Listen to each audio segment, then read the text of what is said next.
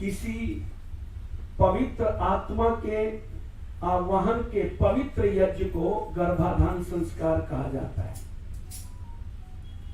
और इस पर किसी का भी कोई ध्यान नहीं है, बिल्कुल ध्यान नहीं है। नींव ही जब अच्छी नहीं रखी जाएगी तो भवन अच्छा सुदृढ़ नहीं बन सकता। इसलिए मैं निवेदन करना चाहूंगा, मैं तो यहां उस बात को नहीं बता पाऊंगा, आप ऋषि दयानंद की संस्कार विधि को अवश्य पढ़ लें। बूढ़ी माताएं कहती है हम क्या करेंगे, हमारे तो जो होना था हो गए। माताओं इसलिए पढ़ो कि आप किसी और को बता सको। हम सच कहते हैं, जब हम आर्य समाज में आए उससे पहले हमें आर्य समाज का बिल्कुल भी बोध नहीं था कि इसमें क्या होता है कैसे। लेकिन फिर उसके बाद में जब हमने कुछ जानना चाहा तो अब हमें पश्चाताप होता है कि हम गुरुकुल में क्यों नहीं पढ़े, क्यों हमने ये सारी विद्याएं पहले नहीं सीख ली। तो कम से कम इतना तो पता चलेगा कि हमने क्या खोया और क्या पाया। ऋषि ने कहा है सब उसमें संस्कार विधि में कि यदि आप अपने घर में पुत्र का आगमन चाहती हो कि पुत्र ही आवे पुत्र ही होवे, तो निश्चय है कि पुत्र होगा। उसमें आपको थोड़ा सा संयम बरतना होगा और यदि चाहते हो कि पुत्री आवे तो पुत्री का ही जन्म होगा। ऋषि ने वहां पर व्यवस्था दी है कि जब स्त्री रजस्वला होती है उस दिन से लेकर के 16 दिन जो होते हैं वो ही है गर्भाधान के, किंतु उनमें से जो 4 दिन प्रथम दिन है, 4 जो रजस्वला होने के दिन है, अब मैं नहीं जानता अंग्रेजी में क्या कहते होंगे, मैं हिंदी की बात कर रहा हूं, वो पीरियड कुछ ऐसा कुछ नाम लेते हैं उसका, तो क्षमा करिएगा। मैं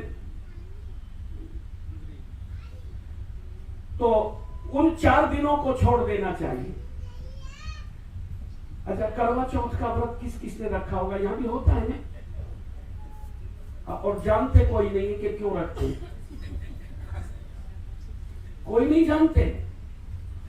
मेरी माताओं बहनों आज बता देता हूं, ये सबको रखना चाहिए और केवल उस एक दिन नहीं जो दिवाली से पहले आती है चतुर्थी, उसमें नहीं, ये प्रत्येक महीने में होता है और केवल एक दिन का नहीं है, वो पूरा 4 दिन का है। ये वही 4 दिन है जो रजस्वला होने के दिन है। ऋषि लिखते हैं कि स्त्री उस दिन से जब तक स्नान न कर लेवे, 4 दिन तक तो स्नान भी नहीं करे, जब स्नान कर लेवे इससे पहले किसी वस्तु को भी न छुए, उसका छुआ पानी भी न पीवे, ये लिखा है ऋषि ने। हमें तो अब पता चला है, हमारे पिताजी खाना बनाते थे 3-4 दिन। हमने कहा पिताजी आप क्यों बना रहे, बोले बेटा तुम्हारी माताजी बीमार है, और माताजी ठीक होती थी, माताजी कोई बीमार तो होती है। तो हमें अब पता चला, वो हमसे बताते नहीं थे कि ऐसा होता है, लेकिन अब पता चल रहा है जब ऋषि की मान्यताओं को हमने पढ़ा। तो वो 4 दिन है, यदि उनमें स्त्री पुरुष परस्पर स्पर्श करते हैं तो पति रोगी हो सकता है, और रोगी होगा तो उसकी आयु घटेगी। इसलिए स्त्रियां कह देती थी कि मेरा चौथ का व्रत है। ये करवा शब्द तो पता नहीं किसी ने लगा लिया इसमें बीच में ही, कि ये 4 दिन का व्रत है, ये समझ जाते थे। तो यही है, प्रति माह रखना चाहिए, हर महीने होता है, एक दिन नहीं होता साल भर में।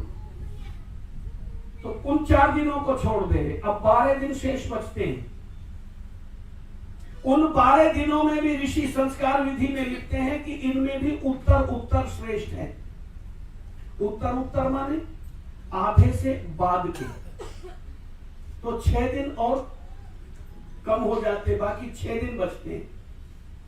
उन 6 दिन में भी ऋषि कहते हैं, देखो संयम की बात वहां पर व्यवस्था दे रहे ऋषि, कहते हैं यदि उन 6 दिनों के अंदर भी वो जो 11वां दिन है उसको छोड़ दें। क्यों छोड़ दे? उस दिन स्त्री का रज अत्यंत उत्तेजना पूर्ण होता है और विषम रात्रियों में यदि गर्भाधान किया जाएगा तो कन्या का जन्म होगा। तो 11वां दिन भी विषम संख्या है।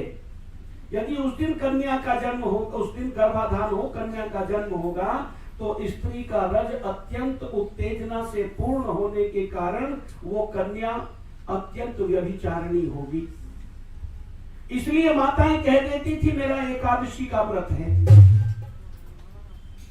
एकादशी 11वां दिन है वो, मेरे वंश पर कोई कलंक ना लगे, मेरे वंश की स्त्रियां पवित्र हो, इसलिए वो एकादशी को छोड़ देते थे। ऋषि ने कहा है कि एकादशी को छोड़ देवे।